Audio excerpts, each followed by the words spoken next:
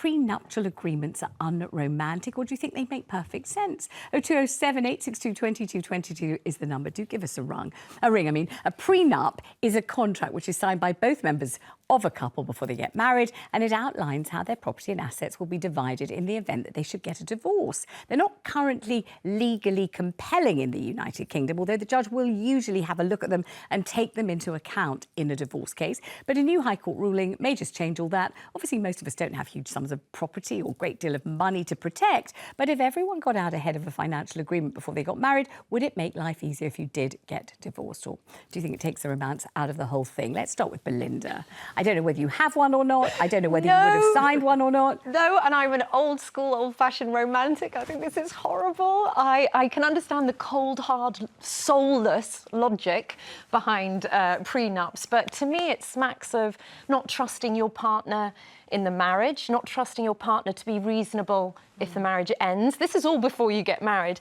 And having to sign it before you take those vows, for richer, for poorer, till death do us part, makes those words completely empty. I think it's humiliating if one partner is pressuring another's, and you have to tell your parents and your friends, actually the wedding's conditional on us making divorce plans. I think it is sucking the little romance that it is left in marriage. It is a lifetime affair. I believe in lobsters, true love, and the honeymoon period has to exist. This completely annihilates the honeymoon period of any marriage. So I would question it, and I don't want it to become culture in this country. I think it's quite a sad thing to see over in the States. So no, don't want it over here. OK, well, she obviously is a delightful and you might say, incredibly optimistic sweetheart. But Sam, is she deluded to think? No, look, I am very romantic too. I think it's, it's horrible. The first time I heard of this idea was like maybe when I was younger and Hollywood film stars seemed to do it. And I thought, well, it's obviously for people who almost know from the moment they get together that there will at some point be a divorce. So let's handle it now, right? And it was those kind of marriages when famous people got married. They're marrying because it's quite good for their image and they'll split up in 3 years and split the money. Now, if you're in what you think is a truly romantic relationship, there's no way you're thinking about the breakup. However, there is one way around it, is if it became mandatory by law that if you were going to sign a marriage everyone do a prenup. There was also a prenup in there, then it takes the awkwardness out. Because no one has to suggest it. You don't say, oh, yeah, no, I'd love to marry you. By the way, should we sort out the money in case you ever, cheat on me? You have to, by law, sign a contract that agrees the terms of any future thing. And then no one's awkward about it. Your vows, then? How can you say... Well, it would be difficult. You say, as per the prenup. As per the prenup, you and could for say, as long as it lasts. Listen, of course this is absurd, but we are compelled by law to do this, so I'm going to sign it anyway. But, don't read anything into it. We'll be together forever, like a pair of lobsters. Why get married if that's the case? I'd just be together. Well, exactly. Yeah.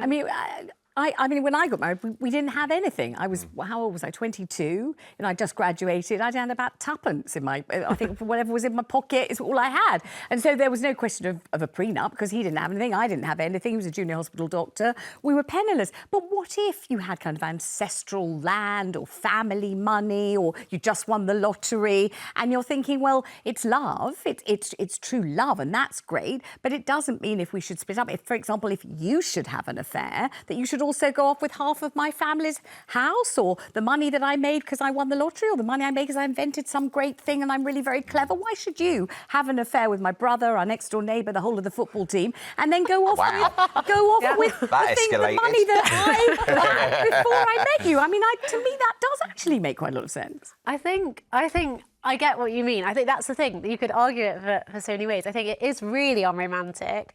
But I'm kind of minded to say in really unique situations, if someone has got, I don't know, £80 million and... What about 8 million? Or 8 million. Or a lot, yeah, a lot of money. I'm just going to go with 80. What about 20 grand? I've seen this in my family. You can still negotiate it back, right? So if I was going into a prenup and the man I'm marrying or woman I'm marrying has got £80 million in their account and I've not got that...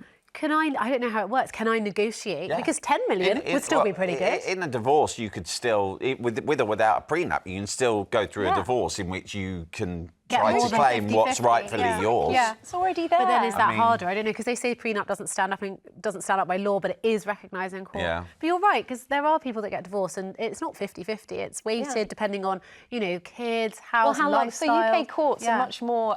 If you've been married less than 5 years and you don't have any children, they tend to want to return the spouses back to their financial situation they were in before they got married. So there's already that there. But Yeah. I agree for ancestral homes. I mean, you know, the handful that have them to pass through, that's one thing. But I'm sure they're in trusts or protected anyway. I just don't want it to become a cultural norm in this country. I don't want to tell my daughters, girls, by the way, when you fall in love with Mr. Darcy and Mr. Rochester, you know, be careful, he's going to whop out something love about that. your divorce. You before. don't want it to be a cultural norm. You want it to become the law. I want it to become a statute, But all our only bases to covered remove here. the awkwardness. All our bases are covered. Let's go to Tricia in Hertfordshire. What do you think, Tricia? Oh, now Tricia's got a very practical view of this. I'm so glad you phoned. Tell me what you would do.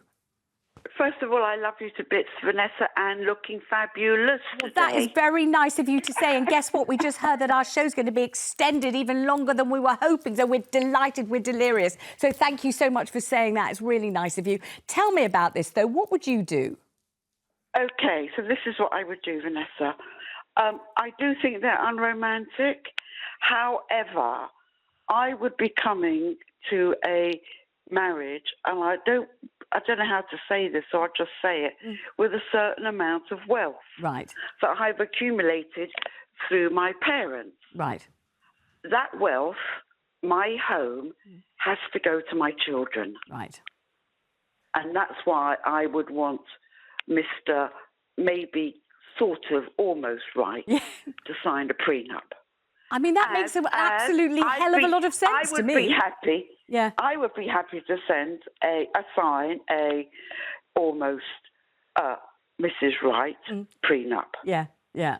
Because I'm 73, Vanessa. Yeah. I would be coming with grown-up children and grandchildren. My wealth has to go to them. That makes, does that make sense to you, Delaney? It does. Tricia, sorry, can I just ask? So, just to be clear, you're quite well off, and you're also single. Is that right? Are you asking me out on a date? Listen, I'm taken. I'm married, but I'm sure there'll be a lot of gentlemen listening to this and thinking, I'll sign anything, because presumably you'll keep them in a nice lifestyle for as long as the marriage works. How do you know Tricia is in a fabulous company and the most fabulous lover? And I'm just sure. great- I mean, I can everything tell that you're lovely. very charismatic. She's terrific. We can tell that. But Obviously. also I rich. have to put my it's a fantastic children and package. grandchildren first. I completely understand that, They Tricia. have Thank to you. benefit from my parents' wealth. Absolutely. Thank you for calling. I mean, lots of people at that stage who are, poised to get married again or might meet someone that they might want to hook up with or get married to again. After a lifetime, you've got a bit of stuff. You don't want to just pass it on to them just because you married them. I think it's super understandable, like that situation. But does it have to be a prenup, or can that just be written in a will or outlined in in another way? Or can you gift the things you want to pass down early? Because if you're marrying someone again that you love and that you've met at this later stage of life, and you've got your kids and you've got your grandchildren and you've got your home that you want to pass on, that person that you're marrying will understand that. They will love you. You can't rely on understand, because once you get to the divorce part, which is what this is all about, fine. all the very That often goodwill goes out the window. The goodwill goes out the window. The trust goes out the window, because why are you getting divorced? Yeah. It's such a harrowing thing to have to go through. And there, you don't rely on the goodwill of the person you're divorcing. That's exactly what this is about. When the goodwill and the love and all that stuff has evaporated, you don't want them to have your house. You want it for your children and your grandchildren. I totally get that. Let's go to Sophie in London. You've got one, Sophie. Yeah, I've got a prenup. I was married quite early, and we both acquired money, but I was way doing better than him. Right. So when we got divorced, he tried to go for everything. Obviously, I had to fight him out, got quite a big share back. But then when I got remarried 2 years ago, I asked him to sign a prenup, and he did. Yeah. Because I think he did love me and it wasn't a problem. But people change, and with time, people will change their intentions, and then it does come down to money. Tell me something. I love my husband. Sophie, when you asked your second husband, would you sign a prenup, did you feel awkward about it? Did you have to really sort of gear yourself up to mentioning it? How did it go?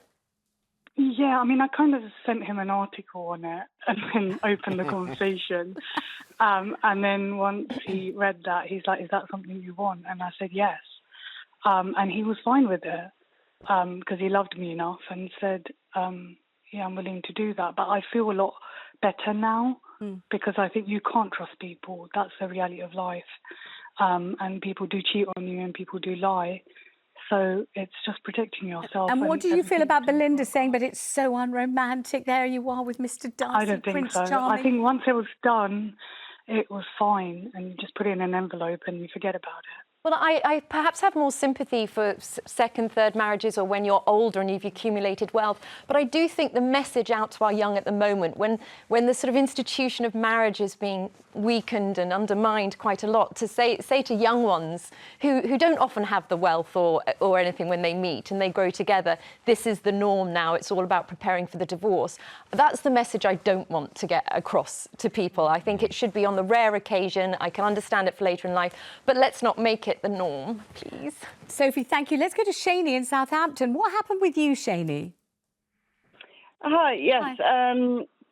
I was married and divorced, no prenup. Yeah. I'm now 43 and just in a new relationship. He has got a lot of inheritance, family money. Oh, excellent. Where do you meet these people? My mother used to say to me, Shani, my mum used to say to me, Vanessa, it would be as easy to fall in love with a rich man as a poor one. She was completely wrong. I could never manage to do it. I've never done it. How did you do this? This is very, very... Write a book and we'll all buy it, Shani, honestly. Plenty of fish. Plenty of fish. it's That's an app. an online Yeah, it's an thing. app, yeah. Oh, OK, thanks for the tip. So you said to him, I'd be happy to sign one, did you? Yes, he's actually he's scared of getting married because of losing his money. Yeah. That is his. He's got no children. I have got 3 children, but when you get to a certain point, it's not about money. I have no money. I don't particularly want any money. I certainly don't want his money. I want his love.